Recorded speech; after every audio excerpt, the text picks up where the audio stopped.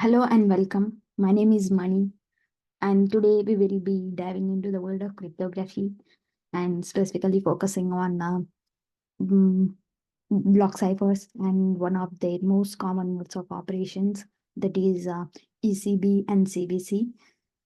And here, a short note about cryptography. Cryptography, it plays a vital role in everything from online communications to the storage of sensitive data information. And today in this presentation, we will first lay the groundwork by understanding what is block cipher and what are the common block ciphers are. And we will be diving into the modes of operations and what are the types of modes of operations as well. And after that, we will explore um, two modes of operations. One is ECB and CBC, and we will understand how they operates and also their advantages and disadvantages. So that's all we do in this video. So let's get started. Um, so coming to the block ciphers. So what exactly is a block cipher? Um, Here a brief definition. Encrypting data in a fixed size of blocks, typically 64 or 128 bits, using a symmetric key. Here, symmetric key means the same key is used for encryption and decryption. So um, that's how the block ciphers works. And let's move on to the common block ciphers. And they are AES and 3DS and Blowfish. Coming to the AES or Advanced Encryption Standard, it has a block size and also supports a key sizes. And it is all coming to the strengths. It is known for being highly secure and fast, and it is widely used today to protect the sensitive data.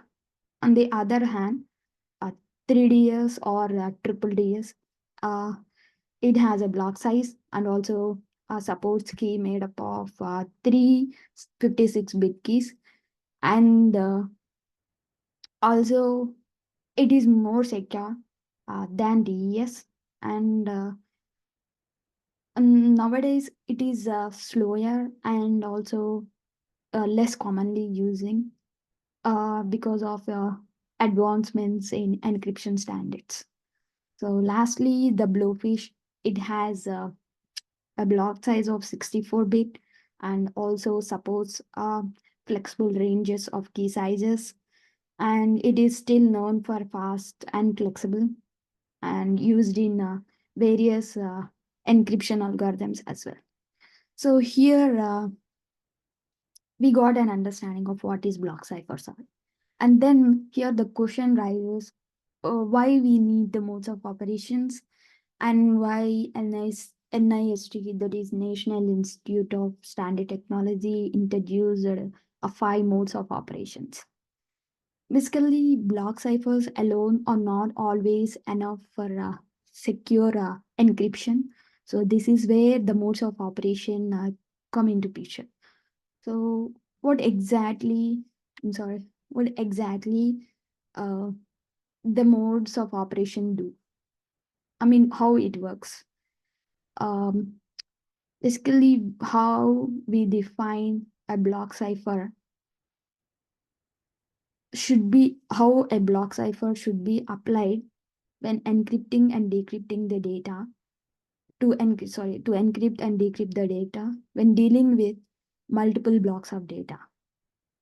So this is how it works. So this is how it defines the modes of operation. And also it can turn a basic block cipher into a complete encryption schema suited for different encryption scenarios. So let's take a look at the diagram. What are the modes of operation types? So here In the diagram, we can see the modes of operation categorized into two. One is deterministic encryption, and the second one is probabilistic encryption. Here, what is a deterministic encryption? Here, it is simply the same plain text blocks results the same ciphertext blocks with the same key. This is how ECB operates. We'll take a look after this uh, brief intro about modes of operation. So, and coming to the other hand, probabilistic encryption, um, it it introduces randomness, and the main difference between these two are the same plain text blocks results the different ciphertext blocks using the same key. This is the main difference between deterministic and probabilistic. So yeah, here probabilistic encryption also categorized into two. One is block cipher and the second one is stream cipher. So here CBC falls under block cipher, that is a probabilistic encryption, and OFB and CFB and CTR falls under stream ciphers. It means probabilistic encryption falls under. So far we have distinguished between the deterministic and probabilistic encryption. So let's take a closer look at ECB, which uses deterministic encryption. So what is ECB mode? Uh, it, the Here the plain text is divided into fixed size blocks, and here each block is encrypted independently using the same key. And this process is repeated. Uh, the encryption is repeated. So to understand this more formally, we can look at the definition of ECB mode. Here coming to the encryption, here YI, how the YI means a ciphertext block produced. Here it is produced by encrypting the a plain text block with the function E using the same key K. So this is how the ciphertext blocks is produced. And then each plain text blocks is encrypted independently, as we discussed in the definition, right? So meaning that encryption process is repeated in multiple blocks, that it is indicated as I is greater than or equal to 1. And next move on to decryption. Here how here in this equation xi is obtained. How xi is obtained? It is obtained by decrypting the ciphertext block yi using the decryption function e inverse. So this confirms that this process is reversible. For example, if you encrypt xi to get yi and then decrypt yi, you will retrieve the original plain text block xi. So to clarify it further, now we can move on to the internal process of encryption and decryption. So when we look into the diagram, electronic mode encryption process, here the plain text is divided into a fixed size of blocks and then encrypted with the block cipher with the same key, and results the ciphertext blocks. Here you can observe the plain text block is identical to the ciphertext blocks. So this is how ECB operates. So here you can see each block is encrypted independently and the process is repeated for multiple blocks of data. So this is how encryption process occurs. And when we see the internal process of decryption process, in this diagram we can see the ciphertext is divided into a fixed size blocks, and then it is decrypted with the same key, resulting the original plain text blocks. So here we can see the same identical ciphertext is resulting in encryption process. It means this leads to vulnerability to attacks, and it is the weaknesses of ECB. It is one of the weaknesses of ECB, so that attacker can easily identify the plain text. So based on our use case, we can approach this ECB encryption. Yeah, so far we have discussed encryption and decryption process, how uh, we are going to encrypt and how we are going to decrypt the our data. So now let's take a look at advantages and disadvantages. First and foremost, advantages of ECB is simplicity. It means the design of this mode is straightforward. Each block of plain text is encrypted independently, as we seen in encryption process, and it makes easy to understand and implement as well. So next, move on to another advantage is parallel processing. Here, ECB handles each block separately. It allows for parallel encryption of multiple blocks. This can lead to faster encryption speeds, which is specifically beneficial in application where the performance is critical. So additionally, another advantage that is no synchronization needed between sender and the receiver.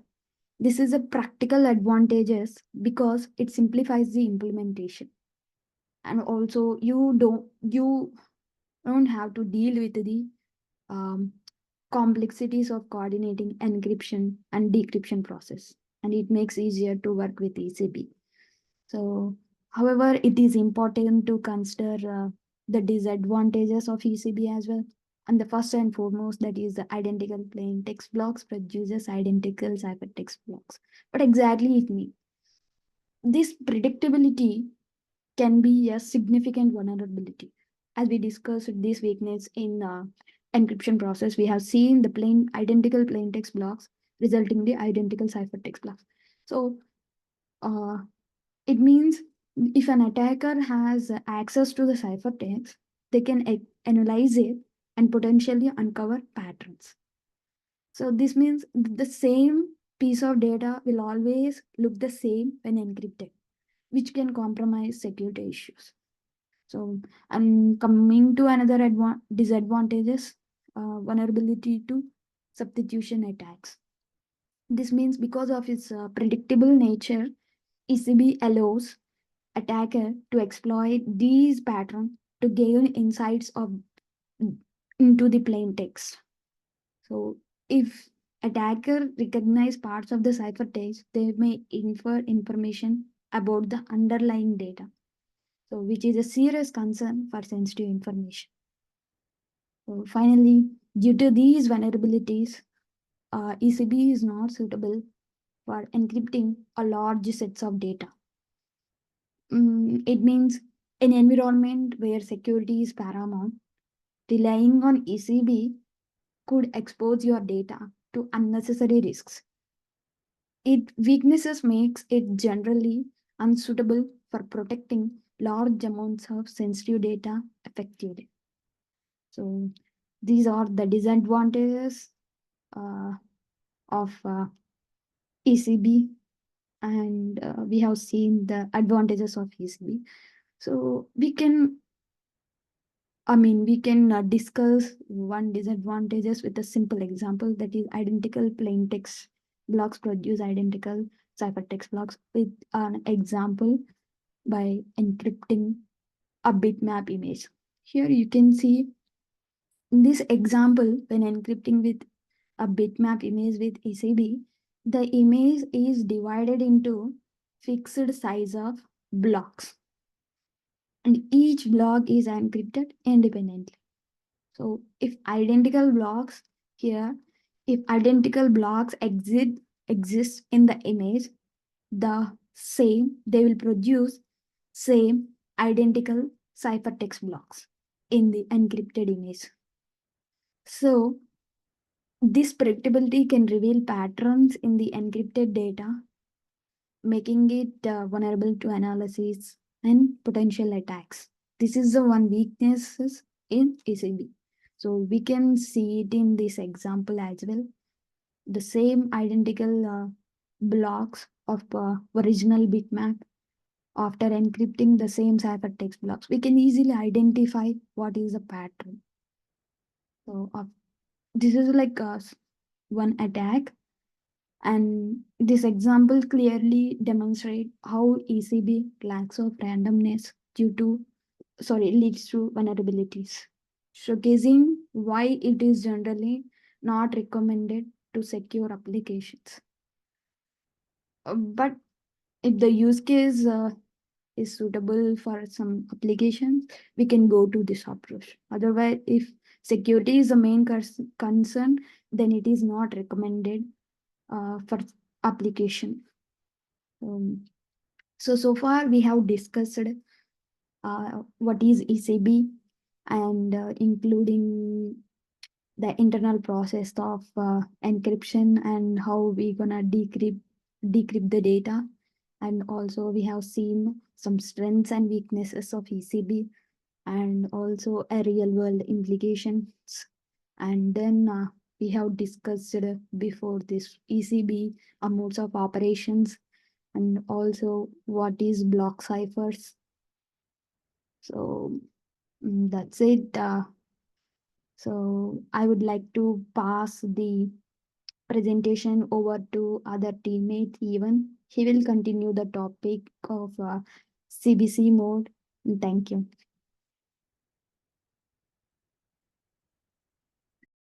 Let's go over CBC, which is Cipher Block Chaining Mode. This is another mode of operation for block ciphers that improves security by chaining the encryption of blocks together. So each plain text block is XORed with the ciphertext of the previous block before it goes through encryption. And first block, it uses an initialization vector.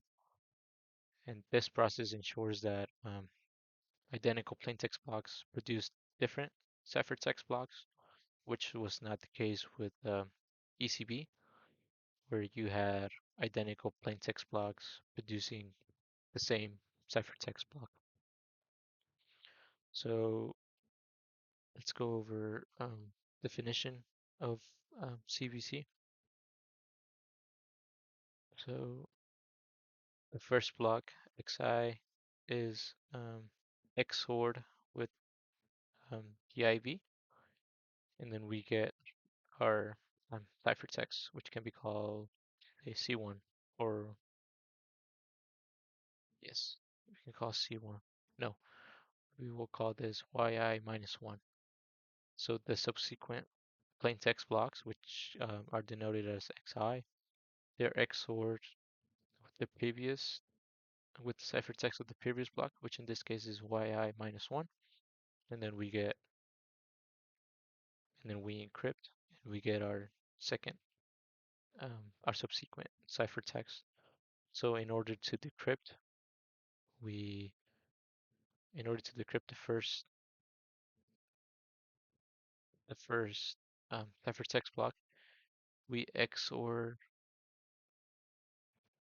we decrypt, we decrypt the first ciphertext block, and then we XOR it with the IV, and that's how we recover our plaintext. And then um, um, the subsequent blocks, we decrypt each ciphertext block, and then we XOR it with the previous ciphertext block, and then that's how we recovered the second ciphertext, our second plaintext. Sorry, and that would make a lot more sense once I go through the diagram. Right now, it's just a whole lot of words. Let's go over the advantages of CBC first. Not not yet. Sorry. Let me just explain IV and give a little bit more context. So IV is just a nonce that ensures that even if identical plain text are encrypted multiple times, the resulting ciphertext will be different due to the random um, IV. And CBC enhances security by making each ciphertext block depend on not only on the corresponding plain text block, but also on all previous ciphertext blocks.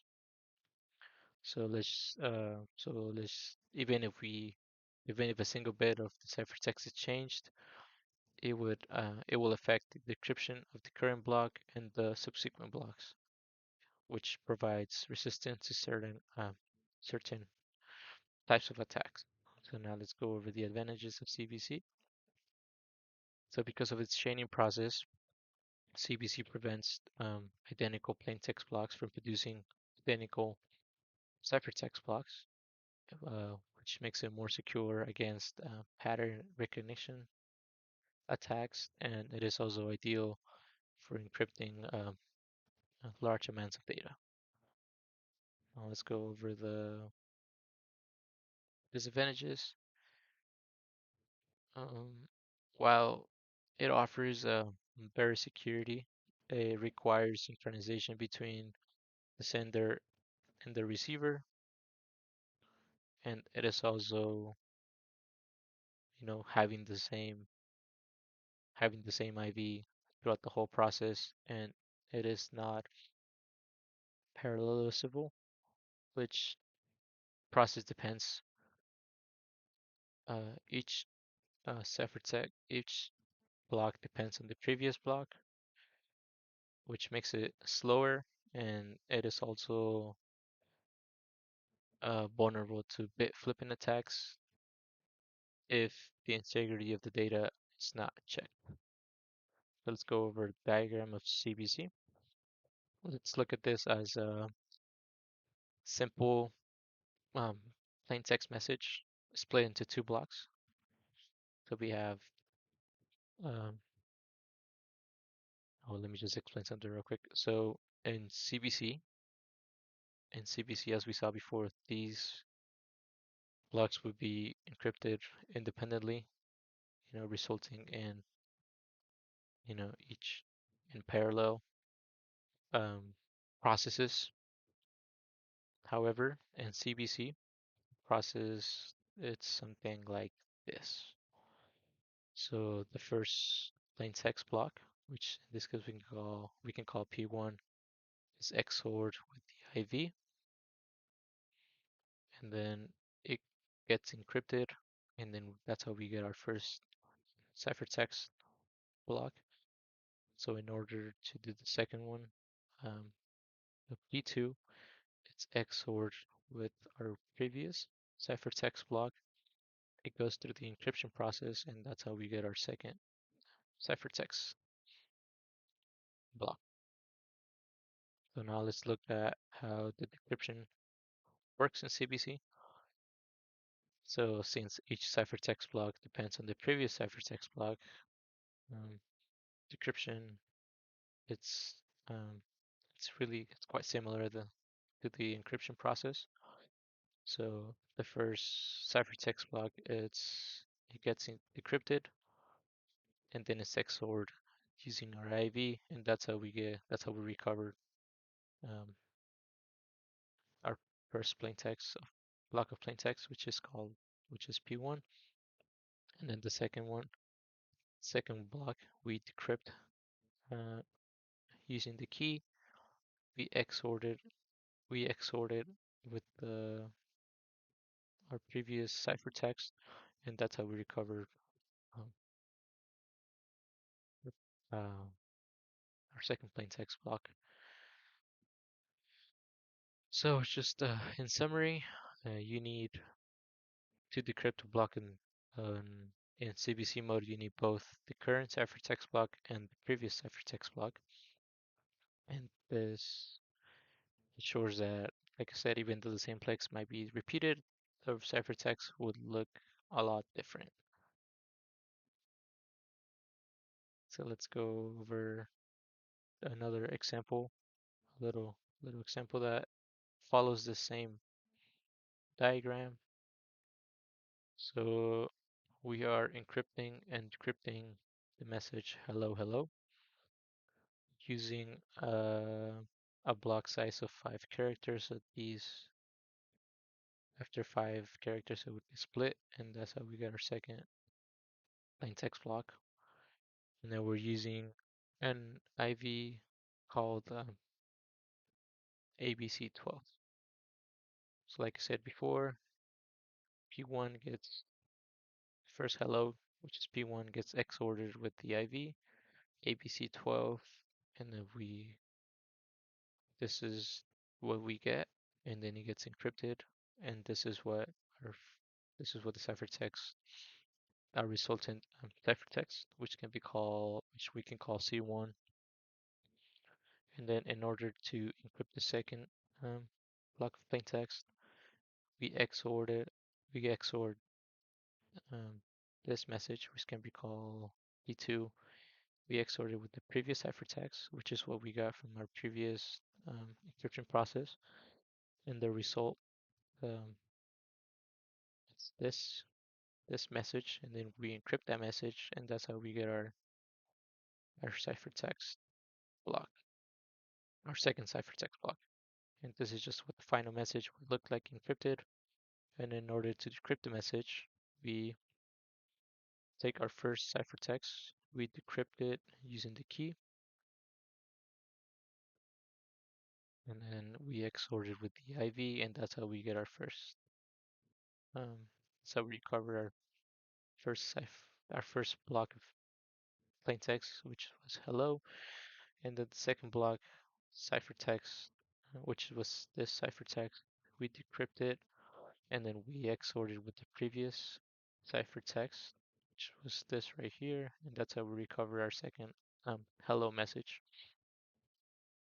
So as you can see, even if the messages were the same, uh, the encryption message, or even if this was the same, the final encrypted message was totally different. Which if this was ECB, it would have been the same. Both of them would have been the same. And let's just compare ECB with CBC. As we know, ECB is simple. It is fast as well, but it is um, vulnerable to vulnerable for pattern recognition. CBC is more secure. It handles the um, patterns a whole lot better than ECB, but it is also quite slower, and um, it requires an initialization um, vector. So if we were to use this in real life, um, ECB would be used for small and non-repetitive data, and CBC would be used for larger um, sensitive data. So as you can see from these oh, images, um, so this is what if we were to encrypt a, we saw this in the previous slides, this is what the message would look like in ECB. And then if we use CBC, it would look completely different because CBC completely hides the structure of the original data, making them a more secure choice for encrypting messages, images, or structured data. So, in summary, ECB and CBC have their pros and cons. ECB is fast and simple, but it is vulnerable to pattern recognition, while CBC provides a much stronger security, especially for large data sets.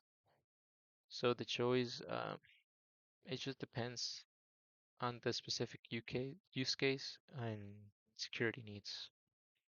So it is really important to choose um, the right mode for the right application. Here's our references. I just want to thank you everybody for taking through this lecture. It was really fun um, creating this. I hope you guys have a good day and see you next time.